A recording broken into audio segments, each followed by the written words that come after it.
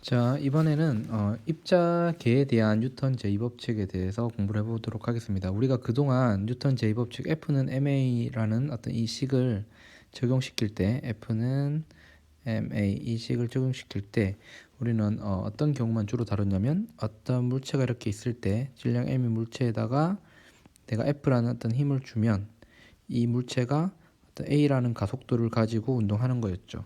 이 경우에 이 질량 m이 물체를 구성하는 모든 구성 요소들은 a라는 동일한 가속도로 이제 움직이는 이런 경우를 이제 다룬 겁니다. 그래서 이거는 우리가 이제 이제 앞에서 이야기한 것처럼 단일 점입자처럼 이제 간주를 하고 문제를 푼 겁니다.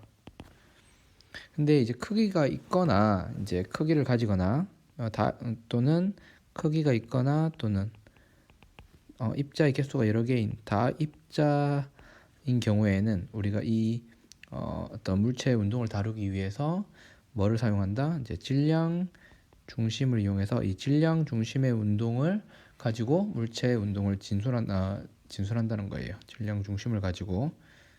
자, 그러면 이 질량 중심을 이용해서 물체 운동을 어떤 식으로 이제 다룰 수 있는지를 한번 보겠습니다. 앞에서 어떤 개의 여러 개의 물체로 여러 입자로 구성된 개의 질량 중심의 위치 벡터는 이런 식으로 전체 질량을 가지고 개별적인 요양을 나눠준 거죠. 만약에 n개 입자라면 n개 입자에 m대 기여분을 다 더해서 이런 식으로 쓸 수 있었습니다. 자, 얘를 이 식을 조금 변형을 해보겠습니다. 양변을 시간에 대해 두 번 미분을 하겠습니다. 그러면 요 RCM 위치 벡터를 두 번 미분하면 얘는 뭐가 되냐면 질량 중심의 가속도가 나와요. 그죠? 그리고 요 부분은 이게 뭐와 같으냐면 전체 질량은 변하지 않죠. 그리고 시간에 대해 두 번 미분을 하면 i번째 입자에 뭐는 변하잖아요. 그쵸. 질량은 변하지 않고 i번째 입자 위치 벡터를 두 번 미분을 하는 거니까 얘는 i번째 입자의 가속도가 되겠죠. 됐습니까? 자, 그러면 어떻게 쓸 수가 있냐면 요거는 시그마 i는 1부터 첫 번째 입자부터 n번째 입자까지의 mi 이거를 다 더한 값은 뭐와 같으냐면 라지 m 전체 질량에다가 acm을 곱해준 것과 같더라, 이렇게 쓸 수 있죠. 근데 여기서 잘 보면 miai가 뭘 의미할까요? mi번째 입자에다가 i번째 입자의 가속도를 곱한 것은 곧 i번째 입자에 작용하는 i번째 입자에 작용하는 힘이 되는 거죠. 따라서 요 i번째 입자에 작용하는 힘 각각이, 그러면 첫 번째 입자로부터 n번째 입자까지의 작용하는 힘을 다 더했다는 것은 이 개에 작용하는 R자임이죠. 전체 모든 힘의 벡터합을 의미합니다. 그러면 이 R자임이 곧 어떤 R자임과 같다? 전체 질량에다가 질량 중심의 가속도를 곱한 거하고 같다는 뜻입니다.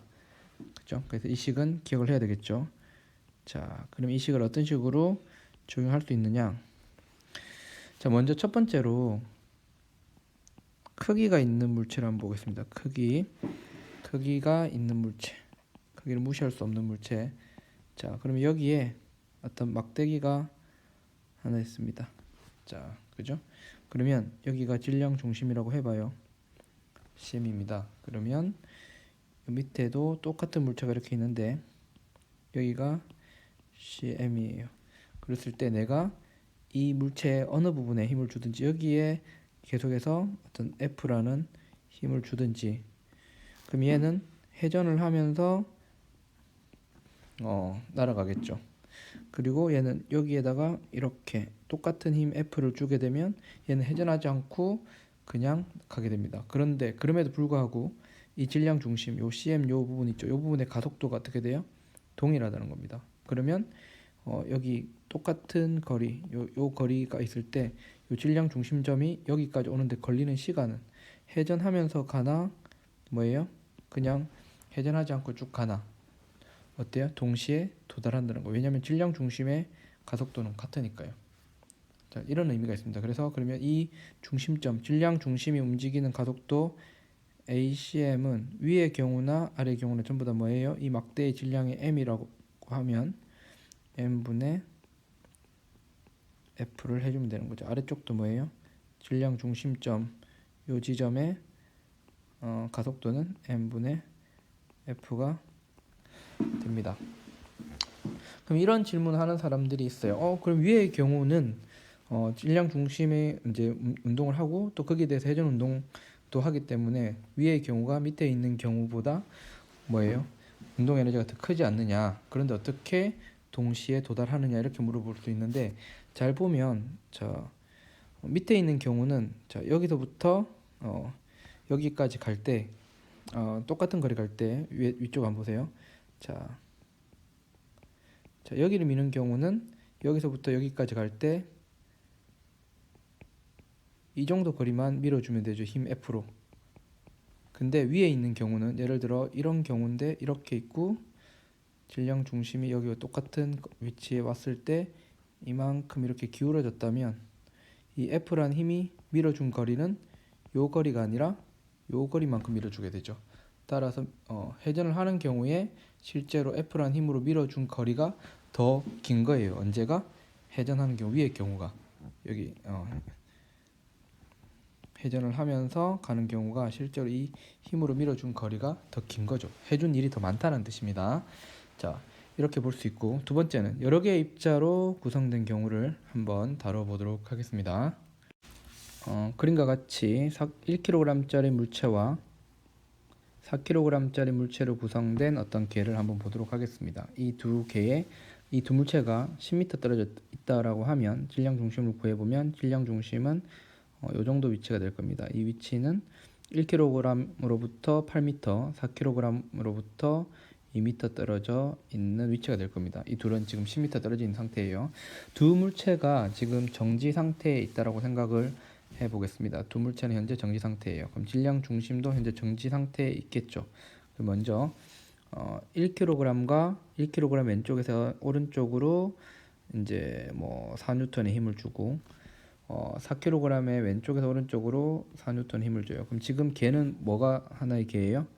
그렇죠. 1kg하고 4kg으로 구성된 개를 설정했으니까 이게 개예요. 개 외부에서 작용할 알자 힘은 4N하고 4N하고 크기는 같고 방향이 반대니까 알자 힘이 0이죠. 알자 힘이 0입니다. 자, 알자 힘이 넷이라서 건 알자라는 뜻이에요. 이게 0이에요. 그러면 전체 질량이 5kg이고 질량 중심 가속도와 같으니까 이 질량 중심의 가속도가 얼마가 되는 거예요? 따라서 질량 중심의 가속도가 0입니다. 그러면 처음에 정지해 있었으니까 두 물체가 정지해 있었으니까 이 질량 중심의 위치는 변합니까? 변하지 않습니까? 변하지 않아요. 그러니까 처음에 질량 중심의 속도가 0이라면 즉 질량 중심이 정지해 있다면 알자힘이 0이면 외부에서 아무런 알자힘이 주어지지 않으면 힘이 작용하지 않거나 작용하더라도 상쇄돼서 알자힘이 0이라면 질량 중심의 위치 자체가 변하지 않는 거죠. 만약에 4N 1N의 왼쪽에서 4N만 주게 되면 알자힘은 어떻게 되는 거예요? 이 경우에는 알자힘이 F가 4N이 되고 오른쪽으로 되겠죠. 그럼 얘 전체 질량이 5kg이니까 이 경우에는 질량 중심의 가속도가 얼마가 되는 거예요? 0.8 m/s 제곱이고 방향은 오른쪽이 됩니다. 즉, 이 현재 질량 중심을 표시했던 이 위치가 뭐예요? 0.8 m/s 제곱의 가속도로 언제 움직인다는 거예요. 그러면 이 CM의 위치는 1초 후에 어디로 이동한다? 얘가 1초 후에 이동한 거리를 가지고 이 둘 사이에 질량 중심을 구해보면 1초에는 2분의 1 곱하기 가속도가 질량 중심의 가속도가 0.8이고 그 다음에 1초 오니까 1의 제곱 2분의 1 AT 제곱하면 질량 중심은 0.4m 이동한 뭐 요점으로 이동한다는 거죠. 즉 얘가 1초 동안 이동한 후에 위치 1kg 그죠? 그리고 4kg 사이에 어떤 질량 중심을 구해보면 얘가 0.4m 이동한 위치가 나올 거라는 거죠. 직접 한번 계산을 해보면 구할 수가 있습니다. 자 그럼 이번에는 조금 다르게 만약 1kg은 이쪽으로 위쪽으로 힘을 주고 4kg은 이쪽으로 힘을 줬어요. 그러면 알짜 힘은 이거하고 얘하고 더한 거죠. 그러면 이 질량 중심은 이쪽 방향으로 가속도를 가지고 움직이겠다는 거예요. 처음에 정지해 있었으니까 만약에 이런 힘을 주게 되면 질량 중심도 이쪽 방향으로 움직이는 거죠. 그래서 좀 지나서 뭐예요? 얘가 4kg은 왼쪽으로 움직일 거고 예를 들어서 한 요점으로 올 거고 그 다음에 1kg 위로 힘을 줘서 이 정도 줬다면 자 이들 사이에 이렇게 꺼보면 뭐 질량 중심이 어느 쪽으로 이쪽으로 이동해서 이 질량 중심이 t초 후에 1kg이 여기 그 다음에 4kg이 여기 와 있다면 1kg이 여기 와 있고 4kg이 여기 와 있다면 뭐예요? 그 알짜임의 방향, 요 알짜임의 방향으로 질량 중심이 구해보면 이렇게 이동했다라는 것을 알 수가 있습니다. 그래서 여기서 여러분들이 일단 기억을 해야 될 거는 요 식이죠. 개에 작용한 알짜 힘이 전체 질량에다가 질량 중심의 가속도를 곱한 값하고 똑같다. 즉 이 무슨 말이냐면 알짜 힘은 질량 중심의 가속도를 이제 일으킨다. 마치 점입자처럼 질량 중심에 어떤 라지 m의 질량을 가진 어떤 물체가 있고 그 물체를 이동시키는 것처럼 작용한다는 거죠. 자, 이걸 기억해 두고 자, 다음으로 한번 넘어가 보도록 하겠습니다. 자, 이번에는 입자계의 선 운동량을 한번 다뤄보도록 하겠습니다. 앞에서 이제 질량 중심의 위치 벡터를 이런 식으로 나타낼 수 있다고 그랬죠. 그럼 양변을 한 번만 시간에 대해서 미분을 하면 dt drcm이 되고 얘가 n분의 1에 i는 첫 번째 입자로부터 n번째 입자까지 자 mi 그다음에 dt dri 이렇게 됩니다. 근데 보면 자 drcm dt는 뭘 의미하는 거예요? 질량 중심의 속도를 의미하는 것이고 그죠? 자 그럼 얘는 n분의 1에 시그마 i는 첫 번째 입자로부터 n번째 입자까지 mi r번째 입자의 속도가 되겠죠. 미분을 했으니까. 자 양변에다가 전체 질량 m을 곱해주면 전체 질량 m의 개 전체의 질량 n개로 이루어진 개 전체의 질량에다가 질량 중심의 속도를 곱한 값은 뭐하고 같으냐면 i는 1부터 n번째 입자까지의 mi 그 다음에 vi 자 i번째 입자의 질량에다가 i번째 입자의 속도를 곱한 값들을 다 더한 거예요. 근데 우리는 뭘 알고 있죠? m에다가 v를 곱한 게 그 i번째 입자의 뭐임을 알고 있다? 운동량임을 알고 있죠. 첫 번째부터 n번째 입자까지의 운동량을 싹 더한 값이다. 그러면 이거는 이 식의 의미는 뭐예요? 첫 번째 입자로부터 n번째 입자까지의 운동량을 다 더한 거니까 n개로 이루어진 개 전체에 뭐가 되냐면 전체 운동량이 되는 거죠. 토탈. 그죠? 그러니까는 개 전체의 운동량은 n개로 이루어진 개 전체 운동량은 그 n개 입자의 질량을 다 더한 값에다가 질량 중심의 속도를 곱한 값이더라. 이렇게 나타낼 수 있죠. 개 전체 운동량은 개 전체 질량에다가 뭐예요? 질량 중심의 속도를 곱한 것과 같더라. 그러면 하나 예를 한번 들어보면 여기에 1kg짜리 물체가 오른쪽으로 4m/s의 속도로 오른쪽으로 플러스를 잡을게요. 4m/s로 움직이고 있고 여기에서 2kg짜리 물체가 왼쪽으로 자 1m/s 즉 마이너스 1m/s의 속도로 움직이고 있다라고 생각을 해봅시다. 그러면 그리고 하나 더 할까요? 그럼 여기다가 4kg짜리 물체가 오른쪽으로 2m/s로 움직이고 있어요. 그랬을 때 이 세 개의 물체로 이 세 물체로 구성된 이 개의 질량 중심의 속도를 구해보자. 그럼 어떻게 구하면 돼요? 금방 했던 이 식을 이용하면 되겠죠. 자, 전체 운동량을 구해보겠습니다. 1kg, 2kg, 4kg이 가진 전체 운동량은 1 곱하기 이제 단위 생략하고 플러스 4 더하기 2 곱하기 마이너스 1 더하기 4 곱하기 2 하면 이게 전체 운동량이 되는 거죠. 그럼 운동량의 크기는 얼마가 되냐면 4에서 8에서 12에서 2를 빼니까 10이 되죠. 그리고 이게 전체 질량이 얼마입니까? 1 더하기 2 더하기 4니까 7kg이죠. 곱하기 VCM이 됩니다. 그죠? 그러면 VCM은 어느 방향으로? 오른쪽 방향 플러스니까 오른쪽 방향으로 7분의 10 m/s의 속도를 가진다라는 것을 계산을 할 수가 있습니다. 됐어요? 자, 이렇게 해서 이제 질량 중심의 속도를 구할 수 있고, 자, 그러면 P 토탈이 있을 때 이게 금방 전체 질량에다가 질량 중심의 속도라고 그랬죠. 자, 그러면 이 양변을 시간에 대해서 한번 미분을 해보면 개 전체 운동량 변화라는 것은 시간에 대한 변화는 뭐하고 같냐면 이거 오른쪽을 시간에 대해 미분하면 m에다가 질량 중심 속도를 미분한 거니까 질량 중심의 가속도가 되고 앞에서 이건 뭐라고 했냐면 개에 작용하는 R자 힘이라고 그랬습니다. 그죠? 이렇게 쓸 수가 있죠.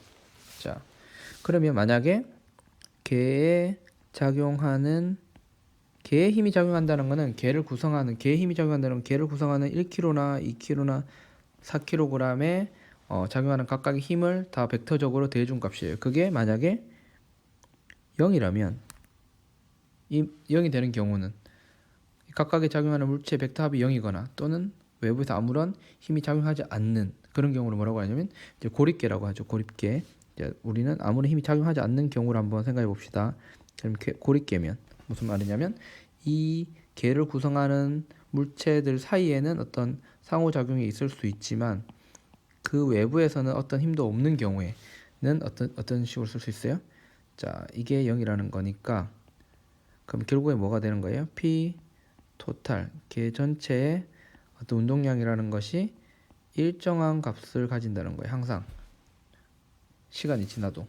이 말은 무슨 말이냐면 걔네들 사이에서 어떤 일이 일어나든지 간에 자기네들끼리 어떤 일이 일어나든지 간에 외부에서 아무런 힘이 작용하지 않으면 고립계면 개 전체 운동량이 이제 항상 일정하더라. 이건 뭐예요? 운동량 보존 법칙이죠. 즉 고립계면 운동량이 보존되더라.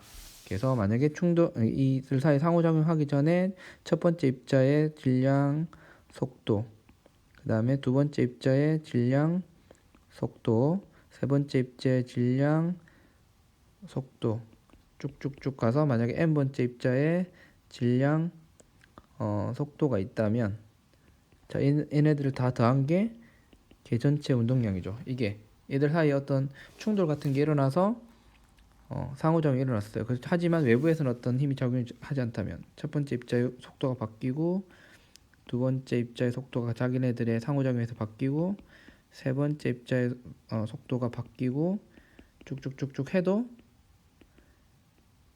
n번째 입자의 속도까지 바뀐다고 해도 이 둘 각각의 개별적인 입자들의 속도는 서로의 상호작용에서 바뀔 수 있지만 그것들의 운동량을 다 더한 값은 항상 보존이 된다는 거죠. 언제? 고립계일 때.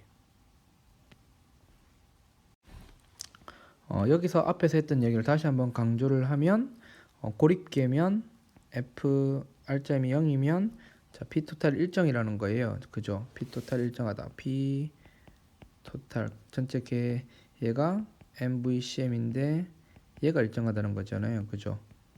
그러면 처음에 이 질량 중심이 만약에 정지였다. 얘가 0이었다.